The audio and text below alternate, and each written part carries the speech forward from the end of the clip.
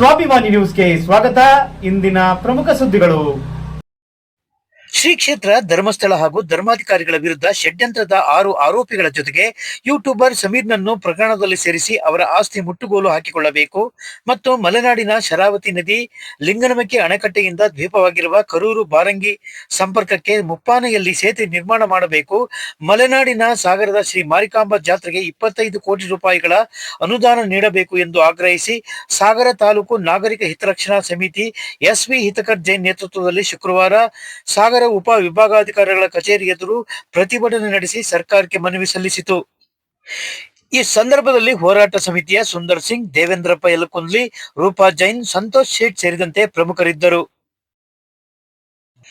ಇದೇ ತಿಂಗಳ ಡಿಸೆಂಬರ್ 23-24ರಂದು ಸಾಗರದ ಸರ್ಕಾರಿ ಪದವಿ ಪೂರ್ವ ಕಾಲೇಜಿನ 50 ವರ್ಷಗಳ ಸುವರ್ಣ ಸಂಭ್ರಮದ ಕಾರ್ಯಕ್ರಮ ಹಮ್ಮಿಕೊಳ್ಳಲಾಗಿದೆ ಎಂದು ಸುವರ್ಣ ಮಹೋತ್ಸವದ ಆಚರಣಾ ಸಮಿತಿ ಪತ್ರಿಕಾಗೋಷ್ಠಿ ಮೂಲಕ ತಿಳಿಸಿದೆ. ಈ ಸಂದರ್ಭದಲ್ಲಿ ಸುವರ್ಣ ಮಹೋತ್ಸವದ ಆಚರಣಾ ಸಮಿತಿಯ ಅಧ್ಯಕ್ಷ ಇಂದೂಧರ ಗೌಡ್ರು, ಬಸವರಾಜ್, ಉಮೇಶ್, ಭವ್ಯ, ಕೃಷ್ಣಮೂರ್ತಿ, ಲೋಕೇಶ್, ದಿನೇಶ್, ಸತ್ಯನಾರಾಯಣ ಸೇರಿದಂತೆ ಪ್ರಮುಖರಿದ್ದರು. ಸಾಗರ ಜಿಲ್ಲೆಗೆ ಆಗ್ರಹಿಸಿ ಇದೇ ತಿಂಗಳ 17ರಂದು ಸಾಗರ ಬಂದ್ಗೆ ಕರೆ ನೀಡಲಾಗಿದೆ ಎಂದು ಸಾಗರ ಜಿಲ್ಲಾ ಹೋರಾಟ ಸಮಿತಿಯ ಪ್ರಮುಖರಾದ ತೀನಾ ಶ್ರೀನಿವಾಸ್, ಸುಂದರ್ ಸಿಂಗ್, ಮಂಜುನಾಥ್ ಆಚಾರ್ ಪತ್ರಿಕಾಗೋಷ್ಠಿಯಲ್ಲಿ ತಿಳಿಸಿದರು. ಈ ಸಂದರ್ಭದಲ್ಲಿ ಮಹಮ್ಮದ್ ಕಾಸಿಂ, ಜಯರಾಮ್, ತಾರಾಮೂರ್ತಿ, ನೂರುಲ್ಲಾ ಹಕ್, ದೇವು ಆಲಳ್ಳಿ, ಮಂಜಪ್ಪ, ರೇವಣಪ್ಪ, ವೆಂಕಟೇಶ, ಮನೋಜ್ ಕುಗ್ವೆ, ಅಕ್ಬರ್ ಡಿಕೆ ಮುಂತಾದವರಿದ್ದರು. ಮತ್ತೆ ಶ್ರೇಷ್ಠ ಹೆಸರಾಂತ ಕ್ಷೇತ್ರ ಧರ್ಮಸ್ಥಳದ ಪವಿತ್ರತೆಗೆ ಧಕ್ಕೆ ತಂದಿರತಕ್ಕಂತ ಒಂದು ಪಿತೂರಿ ಮಾಡಿರ್ತಕ್ಕಂತ 7.5 ಜನ ಆರೋಪಿಗಳು, ಆ 7 ಜನ ಆರೋಪಿಗಳ ವಿರುದ್ಧ ಸರ್ಕಾರಕ್ಕೆ ಮನವಿಯನ್ನ ಕೊಡ್ತಾ ಇದ್ದೀವಿ.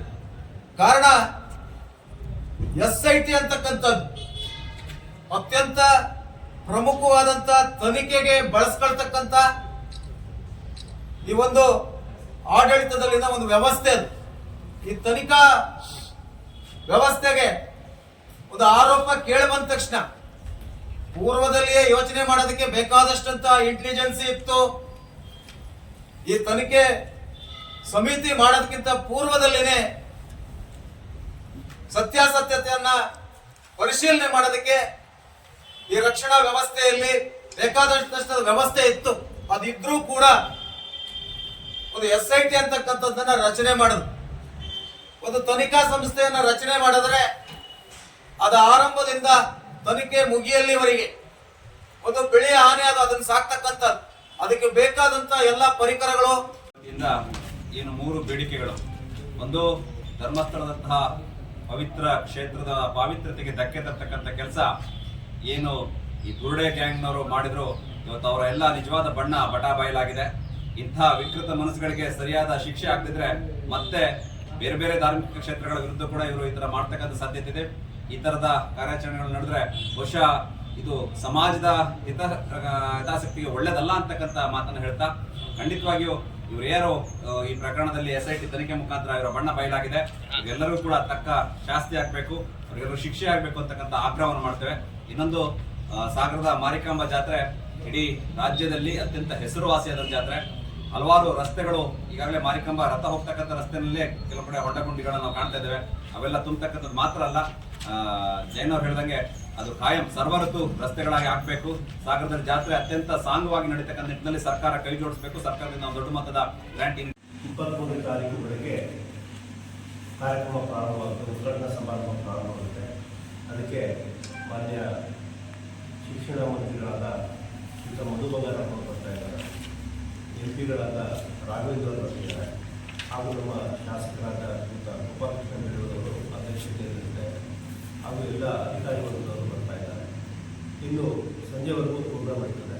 ಬೆಳಗ್ಗೆ 24ನೇ ತಾರೀಕು ಬೆಳಗ್ಗೆ ನಮ್ಮ ಕಾಲೇಜಿನ ವರ್ಷ ನಡೆಯುವಂಥ ವಾರ್ಷಿಕವಾಗಿ ನಡೆಯುವಂಥ ಕ್ರೀಡೆ ಮತ್ತು ಸಾಂಸ್ಕೃತಿಕ ಕಾರ್ಯಕ್ರಮಗಳ ಒಂದು ಬಹುಮಾನ ವಿತರಣಾ ಕಾರ್ಯಕ್ರಮ ಇರ್ತದೆ. ಮತ್ತು ಸಂಜೆಗೆ 4 ಗಂಟೆಗೆ ಅದರ ಒಂದು ಮುಕ್ತಾಯ ಸಮಾರಂಭ ಇರ್ತದೆ. ಅದಕ್ಕೆ ಮತ್ತೆ ನಮ್ಮ ಮಾನ್ಯ ಶಿಕ್ಷಣ ಸಚಿವರು ಹಾಗೂ ನಮ್ಮ ಶಾಸಕರು ಬರ್ತಾ ಇದ್ದಾರೆ, ಹಾಗೂ ಅಧಿಕಾರಿಗಳು ಬರ್ತಾ ಇದ್ದಾರೆ, LICಗಳೆಲ್ಲ ಬರ್ತಾ ಇದ್ದಾರೆ.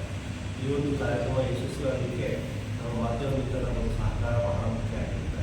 ಮತ್ತು 2 ದಿವಸ 6 ಗಂಟೆಗೆ ನಮ್ಮ ಸಭಾ ಕಾರ್ಯಕ್ರಮ ಮುಗಿದ ಮನರಂಜನಾ ಕಾರ್ಯಕ್ರಮ ಇರ್ತದೆ.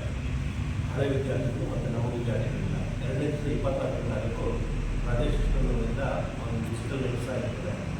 ಈ ಒಂದು ಕಾರ್ಯಕ್ರಮಕ್ಕೆ ಹೆಚ್ಚಿನ ಸಂಖ್ಯೆಯಲ್ಲಿ ಪೂರ್ವ ಕಾಲೇಜು ಸಾಗರ ಇವತ್ತು 50 ವರ್ಷದ ಸಂಭ್ರಮವನ್ನು ಇವತ್ತು ನಾವು ನಮ್ಮ ಸ್ಟೂಡೆಂಟ್ ಇರ್ಬೋದು, ಲೆಕ್ಚರ್ಸ್ ಇರ್ಬೋದು, ಮತ್ತು ಎಲ್ಲ ಸಾಗರದ ಎಲ್ಲ ಸಾರ್ವಜನಿಕರು ಸೇರಿ ಈ ಕಾರ್ಯಕ್ರಮ ಸಿಡಿಸಿ ಎಲ್ಲ ಸದಸ್ಯರು ಸೇರಿ ಕಾರ್ಯಕ್ರಮವನ್ನು ವಿಜೃಂಭಣೆಯಿಂದ ಮಾಡಬೇಕು ತೀರ್ಮಾನ ಮಾಡಿದ್ವಿ.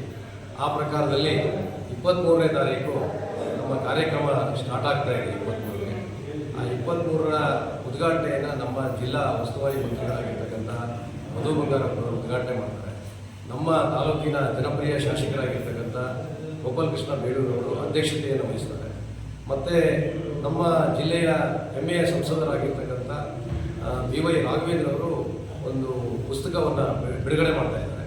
ಮತ್ತು ಇನ್ನು ಉಳಿದಿರ್ತಕ್ಕಂಥ ಎಲ್ಲ ನಮ್ಮ ರಾಜಕಾರಣಿಗಳು, MLCಗಳು ಮತ್ತು ಅಧಿಕಾರಿಗಳು ಎಲ್ಲರೂ ಕೂಡ 23ನೇ ತಾರೀಕು ಉದ್ಘಾಟನೆಯನ್ನು ಜೋರಾಗಿ ನಾವು ಹಮ್ಮಿಕೊಂಡಿದ್ವಿ. ಅದಕ್ಕೆ ಇವತ್ತು ಈಗ ತಾನೇ ನಮ್ಮ ಲೆಕ್ಚರ್ಸ್ ಎಲ್ಲ ಹೇಳಿದ್ದಾರೆ.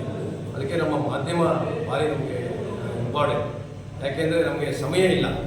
ಸುಮಾರು 23ನೇ ತಾರೀಕು ಅಂತ ಹೇಳಿದರೆ ನಾವು 5ನೇ ತಾರೀಕು ನಾವು ಪತ್ರಿಕಾಗೋಷ್ಠಿಯನ್ನು ಕರೆದು ನಮ್ಮ ಮುಖಾಂತರನೇ ನಾವು ಫಸ್ಟು ಹೊರಗಡೆ ವಿಷಯವನ್ನು ಬಿಟ್ಟಿದ್ದೀವಿ. ಹಾಗಾಗಿ 50ನೇ ವರ್ಷ ಸುವರ್ಣ ಸಂಭ್ರಮ ಆಚರಿಸ್ತಾ ಇದೆ.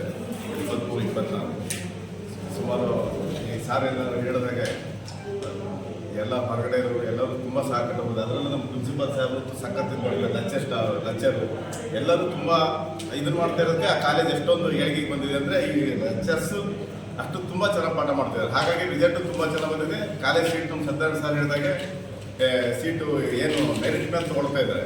ಬೇರೆ ಕಾಲೇಜ್ ಆದರೆ ದೊಡ್ಡ ಏನು ಬರುತ್ತೋ ಎಲ್ಲರನ್ನೂ ಸೇರಿಸ್ಕೊಂಡ್ಬಿಡ್ತಾರೆ. ಆ ರೀತಿ ಇಲ್ಲ ನಮ್ಮ ಕಾಲೇಜು. ಅದೇ ರೀತಿ ಇನ್ನೂ ಚೆನ್ನಾಗಿ ಮತ್ತೆ ಶಾಸಕರು ತುಂಬ ತುಂಬ ಇದನ್ನು ಮಾಡ್ತಿದ್ದಾರೆ. ನಮ್ಗೆ ಏನೇ ಇದ್ದಂದ್ರೂ ಅವ್ರು ನೆರವೇರಿಸ್ಕೊಡ್ತಾ ಇದ್ದಾರೆ. ಕಾಲೇಜಿಗೆ ಏನು ಕುಂದುಕೊರತೆಗಳು ಇದೆ ಅಂದರೂ ಬೇಕು ಅಂತ ಮಾಡಿಕೊಡ್ತಾ ಇದ್ದಾರೆ.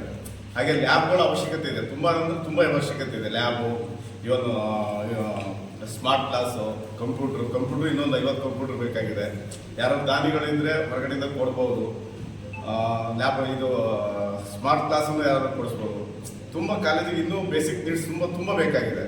ಅದೇ ಅಂತ ದಾನಿಗಳಿದ್ದರೆ ತಮ್ಮ ಮೂಲಕ ಕೇಳ್ಕೊಳ್ಳೋದಂದ್ರೆ ಅಂತಾರೆ ಯಾರು ಇದ್ದರೆ ಪರಿಚಯ ಮಾಡಿಸಿ ಅವ್ರ ಹೆಸರು ಹಾಕಿ ಆ ಕಾಲೇಜಿಗೆ ಅವ್ರದ್ದು ಹೆಸರು ಹಾಕಿಸಿ ಅವ್ರದ್ದು ಇದನ್ನು ಮಾಡಿ ಕೊಡ್ತೀವಿ, ಅವ್ರಿಗೆ ಸನ್ಮಾನ ಮಾಡ್ತೀವಿ. ಮತ್ತು ಇಲ್ಲಿವರೆಗೂ ಓದಿದೆ ಕಾವಡಿ ತಿಮ್ಮಪ್ಪ ಸಾಹೇಬರು, ಹಾಲಪ್ಪ ಸಾಹೇಬರು, ನಮ್ಮ ಗೋಪಾಲ್ ಕೃಷ್ಣ ಸಾಹೇಬರು ಈಗ ಏನಿದ್ದಾರೆ ಅವರೂ ಅದೇ ಕಾಲೇಜಲ್ಲಿ ಓದಿರೋರು.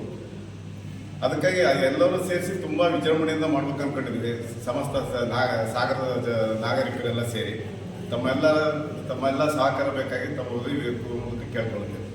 ಜನಪ್ರತಿನಿಧಿಗಳು ಅದರ ಬಗ್ಗೆ ಹೆಚ್ಚಿನ ಆಸಕ್ತಿ ತಗೊಳ್ಳದೇ ಇರೋದ್ರಿಂದ, ಸರ್ಕಾರನೂ ಸಹ ಸರಿಯಾಗಿ ಸ್ಪಂದಿಸದೇ ಇರೋದ್ರಿಂದ ನಮ್ಮ ಮನವಿಗಳನ್ನ ಸರ್ಕಾರಕ್ಕೆ ಹಲವಾರು ಮನವಿಗಳನ್ನ ಕಳೆದ 10-12 ವರ್ಷದಿಂದ ಸಲ್ಲಿಸಿದ್ರು ಸಹ ಗಂಭೀರವಾಗಿ ತಗೊಂಡು ಜಿಲ್ಲೆಯನ್ನ ಘೋಷಣೆ ಮಾಡೋದ್ರ ಬಗ್ಗೆ ಯಾವುದೇ ಪ್ರಕ್ರಿಯೆಗಳು ಆರಂಭವಾಗದೇ ಇರೋದ್ರಿಂದ ನಾವು ಸಾಗರ ಜಿಲ್ಲೆಯನ್ನಾಗಿ ಮಾಡಬೇಕು ಅಂತ ಹೇಳಿ ಒತ್ತಾಯ ಮಾಡಿ ಆಗ್ರಹಪಡಿಸಿ ಸ್ವಯಂ ಪ್ರೇರಿತ ಬಂಧನ್ನ ಆಚರಣೆ ಮಾಡಬೇಕು ಅಂತ ಹೇಳಿ ನಿನ್ನೆ ನಮ್ಮ ಜಿಲ್ಲಾ ಹೋರಾಟ ಸಮಿತಿಯಲ್ಲಿ ತೀರ್ಮಾನ ಆಗಿದೆ.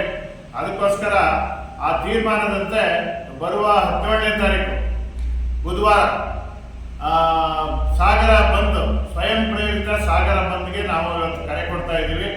ನಮ್ಮ ಅಗತ್ಯ ಸೇವೆ ಮತ್ತೆ ಔಷಧ, ಹಾಲು, ಜನರಿಗೇನು ದಿನನಿತ್ಯಕ್ಕೆ ಅಗತ್ಯ ಇರುತ್ತೆ ಅಂತ ಸೇವೆಗಳ ಹೊರತಾಗಿ ಉಳಿದಿರೋ ಎಲ್ಲ ಸೇವೆಗಳನ್ನು ಬಂದ್ ಮಾಡಬೇಕು ಅಂತ ಹೇಳಿ ನಾವು ಕರೆ ಕೊಡ್ತಾ ಇದ್ದೀವಿ. ಇವತ್ತು ಸಾಗರ ಉಪವಿಭಾಗ ಆಗಿ ಸುಮಾರು 70-80 ವರ್ಷಗಳಾಗಿದೆ. ಉಪವಿಭಾಗ ಕೇಂದ್ರ ಆಗಿ ಇಲ್ಲಿ AC ಕಚೇರಿ ಸುಮಾರು 75 ವರ್ಷದಿಂದ ಇರ್ತಕ್ಕಂಥ ಬೋರ್ಡು ಅಲ್ಲಿ ಕಚೇರಿಲಿದೆ. ಅದಕ್ಕಿಂತ ಹಿಂದೂ ಸಹ ಉಪವಿಭಾಗ ಕಚೇರಿ ಇದೆ ಅಂತ ಹೇಳಿ ನಮಗೆ ಮಾಹಿತಿ ಸಿಕ್ಕಿದೆ. ಜೊತೆಗೆ DFO ಕಚೇರಿ ಸುಮಾರು 100 ವರ್ಷ ದಾಟಿದೆ, 108 ವರ್ಷ ಆಗಿದೆ ಇವತ್ತು ಕಚೇರಿ ಓಪನ್ ಆಗಿ. ಹೀಗೆ ಉಪವಿಭಾಗಕ್ಕೆ ಸಂಬಂಧಪಟ್ಟ ಉಪವಿಭಾಗ ಅಂದ್ರೆ ಸಾಗರ, ಸೊರಬ, ಹೊಸನಗರ, ಶಿಕಾರಿಪುರ 4 ತಾಲೂಕುಗಳು ಸೇರಿದಂಗೆ ಎಲ್ಲ ಜನಸಾಮಾನ್ಯರು ಈ ತಾಲೂಕಿಗೆ ಅವರು ಶಿಕ್ಷಣಕ್ಕಾಗಿ ಬರ್ತಕ್ಕಂಥವ್ರು ಇರ್ಬೋದು. ನಾಡಿಸೋಜ ಅವರು, ಮಹಾಬಲೇಶ್ವರ ಭಟ್ರು, ಇನ್ನಿತರರು ಎಲ್ಲ ಬುದ್ಧಿಜೀವಿಗಳು ಅವತ್ತು ಹಾಕಿಕೊಡ್ತಕ್ಕಂಥ ಒಂದು ಮಾರ್ಗದರ್ಶನ, ಆ ಹೋರಾಟವನ್ನು ನಮ್ಮ ಹೋರಾಟ ಸಮಿತಿ ಮುಂದುವರ್ಸ್ಕೊಂಡು ಬರ್ತಾ ಇದೆ. ಈಗ ಕೂಡ ನಮ್ಮ ಸಾಗರವನ್ನು ಜಿಲ್ಲಾ ಕೇಂದ್ರ ಮಾಡಿ ಅಂತೇಳಿ ನಮ್ಮ ಹೋರಾಟ ಸಮಿತಿಯಿಂದ ಒತ್ತಾಯ ಮಾಡ್ತಾ ಇದ್ದೇವೆ ಸರ್ಕಾರಕ್ಕೆ. ಈ ಬೆಳಗಾವಿನ ಅಧಿವೇಶನ 19ಕ್ಕೆ ತಾರೀಕು ಮುಗಿಯೋದ್ರಿಂದ ಸರ್ಕಾರದ ಗಮನವನ್ನು ನಾವು ಸೆಳೆಯಬೇಕಾಗಿದೆ. ಅದಕ್ಕೋಸ್ಕರವಾಗಿ ಸಾರ್ವಜನಿಕರ ಒತ್ತಾಯದ ಮೇರೆಗೆ ಎಲ್ಲ ವರ್ತಕರು ಎಲ್ಲರನ್ನು ವಿಶ್ವಾಸಕ್ಕೆ ತೆಗೆದುಕೊಂಡು ನಮ್ಮ ಸಮಿತಿಯವರೆಲ್ಲ ನಿನ್ನೆ ತೀರ್ಮಾನ ಮಾಡಿದಾಗ ಎಲ್ಲರೂ ಸ್ವಯಂ ಪ್ರೇರಿತ ಬಂದ್ ಮಾಡಲಿಕ್ಕೆ ಒಪ್ಪಿದ್ದಾರೆ. ಸಾಗರ ಬಂದ್ ಯಶಸ್ವಿ ಆಗ್ತದೆ. ಸಾಗರ ಬಂದಿನ ಮುಖಾಂತರ ಮುಂದಿನ ಹೋರಾಟದ ರೂಪುರೇಷೆಗಳನ್ನು ನಮ್ಮ ಸಮಿತಿಯವರು ಚರ್ಚೆ ಮಾಡಿ ತಿಳಿಸ್ತೇವೆ. ಅಲ್ಲಿ ತನಕ ನಾವು ಹೋರಾಟವನ್ನು ನಿಲ್ಲಿಸೋದಿಲ್ಲ ಅಂತಕ್ಕಂಥ ಮಾತನ್ನು ಈ ಸಲ ಹೇಳ್ತೇವೆ. ಎಲ್ಲ ವರ್ತಕರು, ಸಾರ್ವಜನಿಕರು, ವಿದ್ಯಾರ್ಥಿನಿಯರು, ಆಟೋ ಚಾಲಕರು, ಕಾರು ಚಾಲಕರು, ಮಾಲೀಕರು ಎಲ್ಲರೂ ಈ ಬಂದ್ಗೆ ಸಹಕಾರವನ್ನು ನೀಡಿ ಯಶಸ್ವಿಗೊಳಿಸಿಕೊಡ್ಬೇಕು ಅಂತೇಳಿ ಜಿಲ್ಲಾ ಹೋರಾಟ ಸಮಿತಿಯ ಪರವಾಗಿ ವಿನಂತಿಯನ್ನು ಮಾಡ್ತಾರೆ. ಈಗಾಗಲೇ ಸರ್ಕಾರದಲ್ಲಿ ಹಲವಾರು ಬಾರಿ ಮನವಿ ಕೊಡಲಾಗಿ ಶಾಸಕರು, ಮಂತ್ರಿಗಳು ಎಲ್ಲರಿಗೂ ಕೊಟ್ಟಾಗಿದೆ. ಆದರೆ ಇದು ವಿಳಂಬ ಆಗಿರೋ ಉದ್ದೇಶದಿಂದ ಈಗ ತೀವ್ರತರವಾದ ಹೋರಾಟವಾಗಿ ಸಾಗರ ಜನತೆಯನ್ನು ವಿಶ್ವಾಸಕ್ಕೆ ತೆಗೆದುಕೊಂಡು ನಾವು ಸಾಗರ ಬಂದು 17ನೇ ತಾರೀಕು ಸಾಗರ ಬಂದ್ ಮಾಡ್ತಾ ಇದ್ದೀವಿ. ಈ ಬಂದ್ ಕಾರ್ಯಕ್ರಮಕ್ಕೆ ಸ್ವಯಂ ಪ್ರೇರಿತವಾಗಿ ವರ್ತಕರು, ಹೋಟೆಲ್ ಮಾಧ್ಯಮದವರು, ಕಾರ್ಮಿಕರು, ಸಮಸ್ತ ನಾಗರಿಕರು, ಎಲ್ಲ ಸಮಾಜದವರು ಇದಕ್ಕೆ ಬೆಂಬಲ ಕೊಡಬೇಕು ಅಂತ ಈ ಮೂಲಕ ಕೇಳ್ಕೊಳ್ತೀವಿ.